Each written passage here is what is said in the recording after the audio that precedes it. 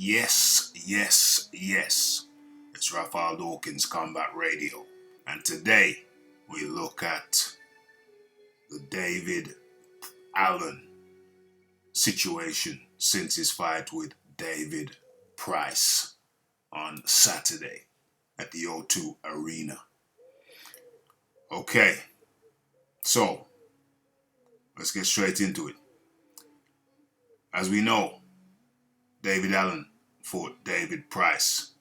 Here we see the stats: 27, David Allen; 36, David Price; 24 fights versus 30; 17 fights versus 24; 14 KOs versus 19; 4 losses versus 6; 2 drawn, 0 for Price; 6'3" versus 6'8".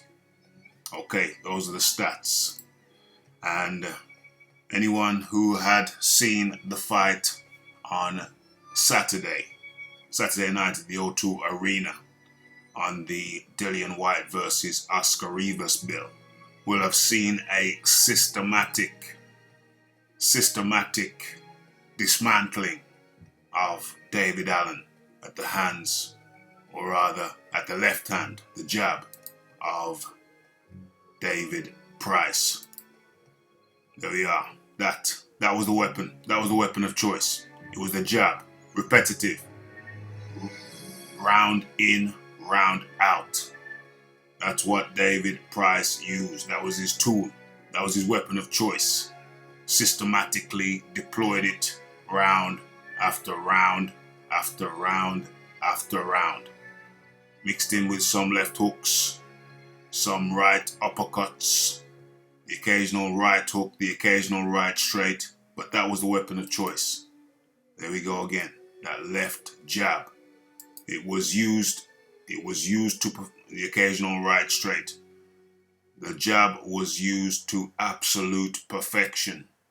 It was a pleasure to see a tall guy use his number one weapon, what should be the tall guy's number one weapon in boxing.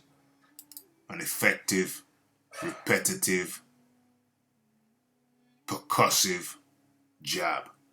Round after round after round after round. David Price used it to perfection. And as we all know, we all expect David Price to gas out by around the fifth round. For some reason, by the time he gets around to the fifth round, even if he was looking good in the fourth, he starts gassing out in the fifth. By the sixth, he's a walking mummy. He's a walking target. Okay, so we saw that. We all saw that it was systematically waiting for David Price to just fall off the cliff, cardio-wise. Round after round after round. When was he going to come? He was looking good. He was looking sharp. The jab was impeccable. Absolutely impeccable. David Price fought a beautiful fight. It was a fight that was beautiful to behold, beautiful to see, beautiful to watch. Watched it twice. I've watched it twice already. The original airing, and I've rewatched it. Anybody who was in the live chat will have seen that the speculation was, when is David Price going to fall off the cliff? But it never happened. We were waiting for David Price to fall off the cliff and for David Allen to come through strong. It never happened. David Allen ended up quitting on his stool. And we later found out by Eddie Hearn that he'd been taken to the hospital where we saw him being stretchered out.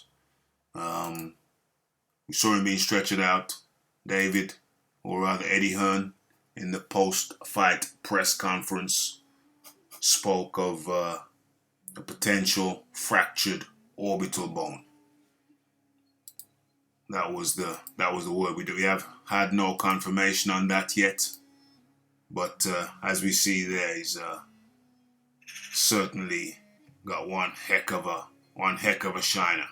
That eye is shut close. There has been no word on the broken orbital bone yet, but yes, It's clearly David Allen is not known to be a quitter, so it was clearly quite surprising when he quit on his stool.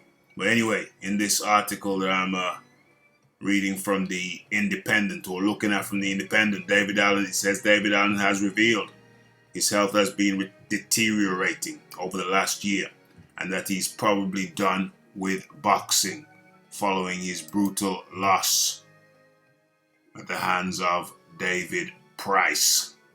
The Doncaster boxer was outclassed by Price on the undercard of the Dillian Whyte vs. Oscar Rivas card, with his corner pulling him out of the fight following the punishing 10 rounds. It was actually David Price who said, "Yeah, I'm finished. Stop the fight. I'm finished." Or words to that effect. We heard him say that in the corner. Highly unusual for David Price. So we knew something was not right. Allen required oxygen in the immediate aftermath of the fight and left the ring on a stretcher. He was then immediately taken to hospital, but has since been released. Where are we? There we are. Since then been released and reunited with Price to embrace his fellow fighter and congratulate him on his victory. Allen also provided an update on his condition and his future in the sport after dropping to 17, 5, and 2 as a professional. "I don't want anyone to worry about me," said Allen. "I'm just a hard man, gone old and soft the last 18 months, said Allen. I don't know about that. When did he beat Brown, Lucas Brown? That was less than 18 months ago, wasn't it? Finished him with a body shot, as I recall. I'm very happy and proud of David Price. I will be okay, but the last 12 months or so, my health has been deteriorating. I'm glad I hung on, took the chance, and made money, and now I'm probably done. Price, in the meantime, has improved to 25-6 after this victory, securing another big fight after rebuilding since back-to-back defeats to Russians Alexander Povetkin and Sergey Kuzman in 2018. So there you have it. That's the tale of the fight. Dave wants you to know, this is from Darren Barker, his manager or trainer. Dave wants you to know he's okay. He's just waiting on a scan and a few stitches. He also wants to congratulate David Price on a fantastic win and hope everyone gets home safely. Mark Stanley said, you did yourself and Yorkshire proud, lad. Onward and upwards. Mend fast and rest up. Okay, so that was the tale of the fight. Price with the jab. Repetitive and percussive. Allen came in with some swings earlier on, some hooks early out. His strategy appeared to be to stay back and lunge in with some hooks. He changed the latter part of the fight, second half of the fight. He changed his strategy by keeping his head, moving his head in to keep it on Price's chest. There's a few little nudges of the head-to-head nudges occurred, but ultimately Pricey just stuck to his game plan and retired David Allen. I've heard Allen say he's been having headaches and whatnot. That's never good. That's never a good sign in a boxer to be having headaches. It's already a game where you get punched in the head repetitively. That's a hazard of the game. But you don't want to hear about a fighter having headaches between fights. That's disturbing. I doubt Allen will retire. The money is alluring. There's always the thought, yeah, just one more fight. But if it is true that he's having health issues And if it is true, and we think it is, that he's made some decent money and made some investments in property as Eddie Hearn had suggested he do, if all that is true, then he would be wise to walk away. He's made money, he's got his investments, he's got enough to live on for the rest of his life. Obviously, you're not just going to sit on your laurels, you're going to find another occupation, or maybe just maintain the investments you've already made. But it's always smart to get into find a second occupation after you're retired. It's always smart. It's always a smart option. Yeah, you've got money now, but find a second trade, a second occupation, maybe study for something, and then you're not just resting on your investments, you're actually making new money. You're bringing more money into the pot.